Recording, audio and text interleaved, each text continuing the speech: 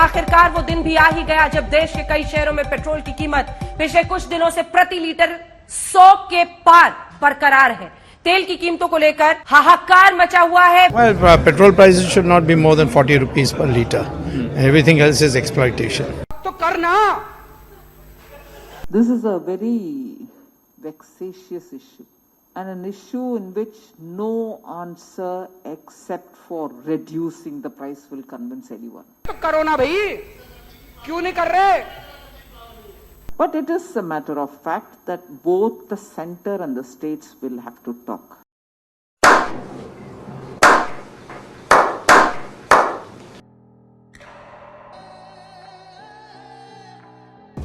इन्हीं के कालखंड में महंगाई कहां से कहां पहुंची। एक तरफ जीडीपी का गिरना, दूसरी तरफ इन्फ्लेशन का बढ़ना। महंगाई बढ़े और वो भी किस हालात से बढ़े, और उसमें भी दिल्ली की सरकार हर बार नई तारीख देती है। आपने सुना होगा, एक साल पहले हर 3-4 महीने के बाद प्रधानमंत्री की डेट देते, फलानी तारीख के बाद महंगाई कम हो जाएगी, फसल के बाद महंगाई कम हो जाएगी, बजट के बाद महंगाई कम हो जाएगी, दिवाली के बाद महंगाई कम हो जाएगी। यही कहते हैं, देश में सुना है। और जिस दिन मीडिया का मूड कर जाएगा, वो पुराने सारे उनके बाइक निकालने करके दिखाएंगे। और जिस दिन मीडिया का मूड कर जाएगा, वो पुराने सारे उनके बाइक निकालने करके दिखाएंगे।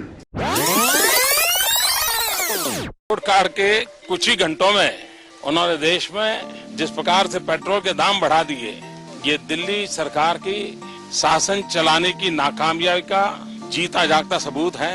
देश की जनता के अंदर भारी आक्रोश है और इसके कारण और भी चीजों पर बहुत बड़ा बोझ होने वाला है, सरकार पर भी बहुत बड़ा बोझ होने वाला है। मैं आशा करूंगा कि प्रधानमंत्री जी देश की स्थिति को गंभीरता से ले और पेट्रोल के दाम बढ़ाए हैं उसको वापस करें।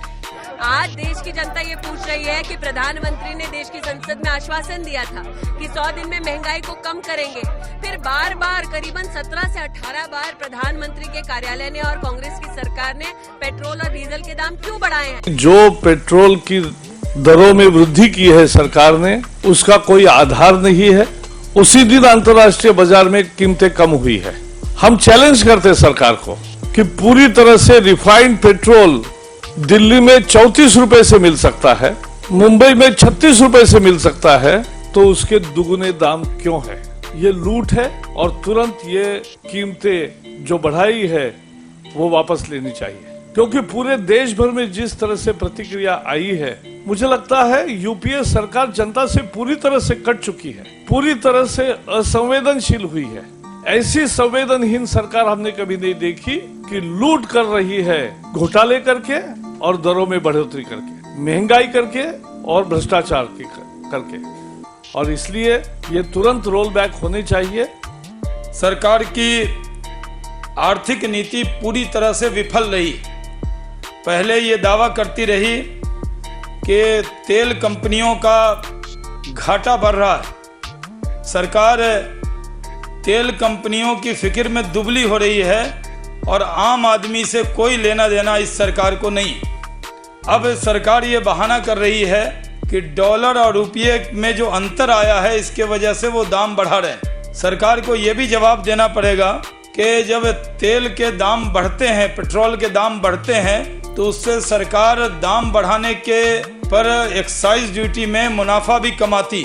तो दाम बढ़ाने की आड़ में आम आदमी पर जिस तरह का बोझ सरकार डाल रही है, इस सरकार को कोई नैतिक अधिकार नहीं है आम आदमी की बात करने का। पेट्रोल की कीमत जिस तरीके से कल बढ़ाई गई है, 3 रुपया 3.25 रुपया प्रति लीटर की दर से पेट्रोल की कीमत, मैं समझता हूँ कि एक वर्ष के अंदर ये 9 बार 11 बार हो गए। एक वर्ष के अंदर 11 बार पेट्रोल और डीजल की कीमतें जो बढ़ी है।